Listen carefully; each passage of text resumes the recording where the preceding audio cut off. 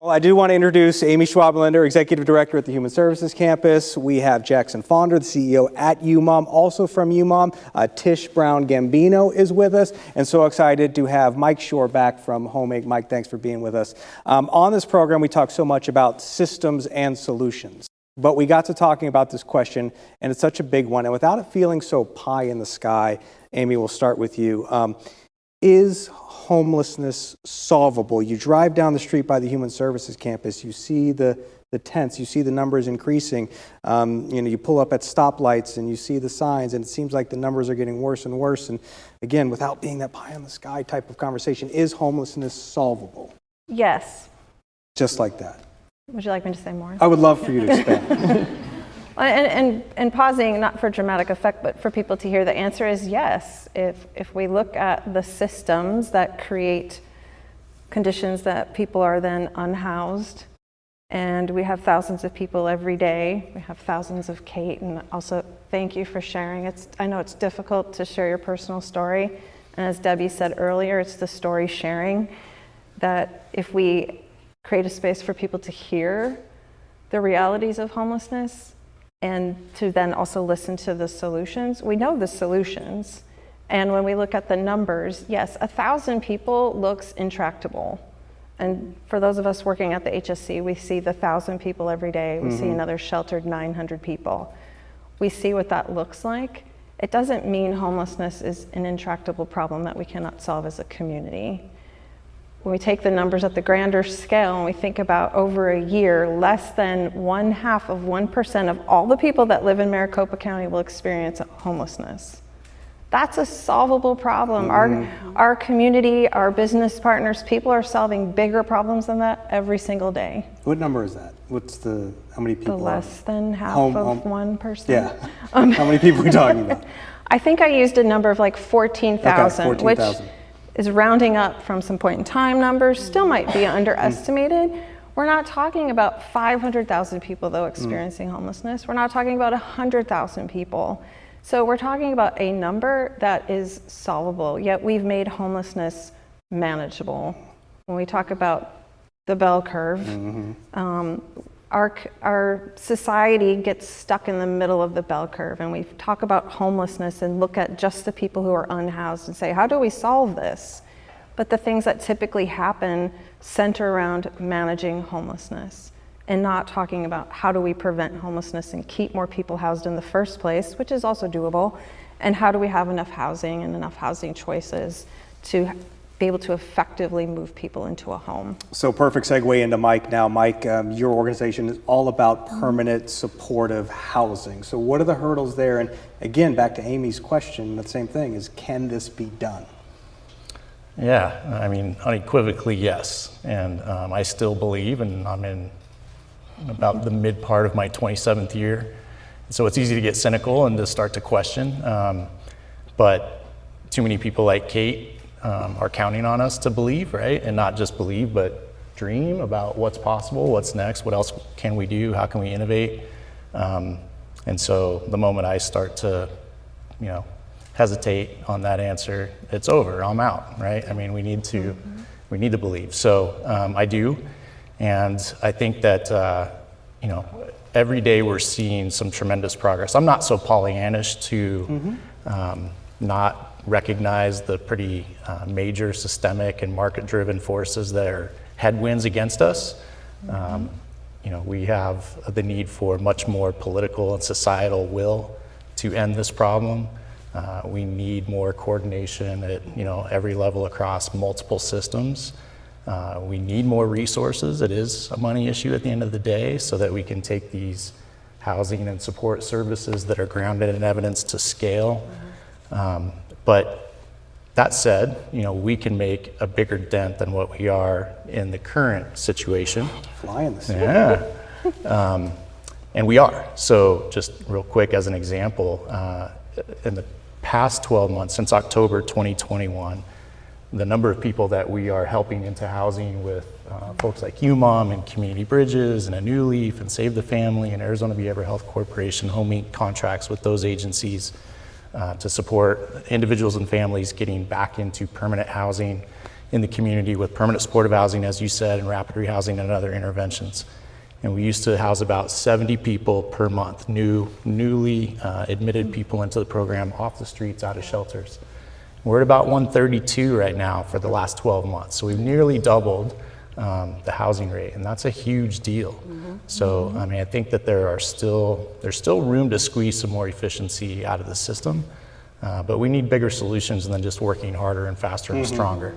Yeah, cliche stuff. Jackson, all right, CEO of UMOM, and solutions, and it seems to be the common theme throughout this whole episode is collaborations and partnerships.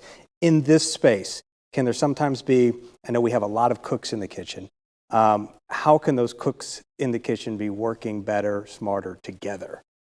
So you're not going to ask me if homelessness is solvable? Well, I think we've got agreement here. I won't disagree. Yes. No, you're right. I mean, we hear it a lot on this show through time. Collaboration, partnerships. Homelessness is a complex issue. And it's a simple word that is massively complex. It requires coordination, almost like an orchestra. There are a lot of cooks in the kitchen. There are a lot of entities. There are a lot of homeless service providers. There's got to be political will. There's got to be courage to get it done. There's got to be more housing, just like we talked about. Some of the things we don't like to ask is it solvable? Do people really want to solve it? Do we have the courage to solve this problem? And right now, it looks like the answer is no. All right, so let's move on. Tish, expanding networks was something we brought into this show. So if somebody is sitting in this audience here today, or they're watching online and saying, okay, I'm into what Jackson is saying, I'm into what Amy is saying, how can I play a role in solving homelessness, when they may be sitting there saying, what can I possibly do? Well, I can say, if you're a business owner, think about every homeless individual that may be looking for a job. Think of yourself as an employer. UMOM has a workforce development team, and we constantly look for employers that want to give our families and individuals a hand up, a second chance. So that's what I would say to employers, a business owner. Think about us when you have that open position. I would also say to any other community provider, any other agency that's outside of homeless services that wants to assist, think about becoming a partner. Call us, partner with us, bring your services on site. They're needed, they're essential. We go about wrapping around services for our families and women every single day, services that they tell us they need. So a partner is something that we welcome. And we believe that income plus housing will end homelessness. It is solvable. I believe it is solvable. But again, we have to have the will to do so. I mean, Jackson spoke to the political will. I have hope. I keep hope alive all the time. I wouldn't be able to do this work if I didn't have hope, because I'm so close to the ground. So having that hope and the will to get it done, I think that it is solvable. So you just said income plus housing is what we need. Amy, you mentioned your bell curve. We showed it on the last episode. We were talking about our community's overall homeless response system. And Human Services Campus, you and your team, you've been positioning yourselves to really take a larger role in our system. And with the audience we have here today and watching online, what is a great opportunity to kind of share that message of what Human Services Campus is trying to be for our community. Can you share that message? I would love to, thank you. Yes. And Human Services Campus started as one place. We're a co-location with collaboration, collective impact model at 12th Avenue in Madison. We're 16 organizations, open 365 days a year, serving single adults, partnering very closely with UMOM on the family side. Today, Human Services Campus Inc., the 501c3 that owns the campus and partners and provides direct services, we're so much more than one place.